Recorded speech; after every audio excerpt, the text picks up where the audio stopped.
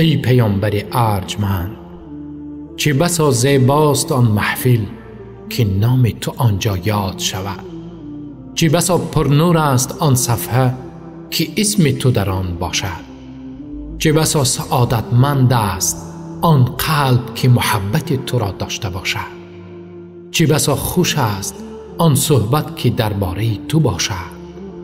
رمز همه فضیلت ها، دارنده همه نکوی ها، محبوب خداوند عالم، سید فرزندان آدم. مگر می توان وصف او را بیان کرد؟ مگر امکان دارد آن را که خداوند ستوده است بر آن مدح چیز علاوه کرد؟ پیامبری که خداوند در وصفش گفته است: وَإِنَّكَ لَعَلَى خُلُقٍ عَظِيمٍ. حقا که تو دارای اخلاق عظیم هستی. مگر کنه عظمت او را میتوان درک کرد؟ این توصیف را نه معلمه، نه عالمه، نه شاعره، نه سخنوره.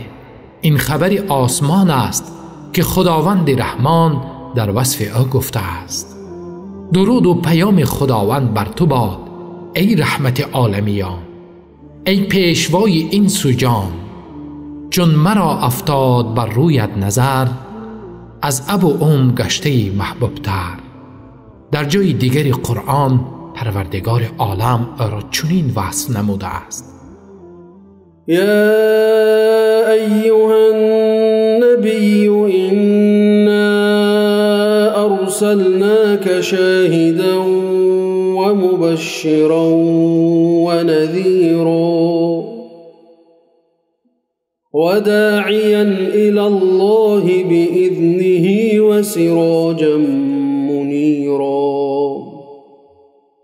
ای نبی گرامی، به حقیقت ما تو را به حیث شاهد و مژده‌رسان و هشدار دهنده و دعوت کننده به سوی خداوند به فرمان او و چراغ تابان فرستاده ایم.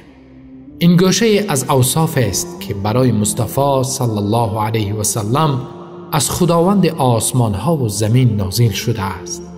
ای پیامبری که اسم مبارکت چراغ دلها و دین و دعوتت روشنایی عالم است.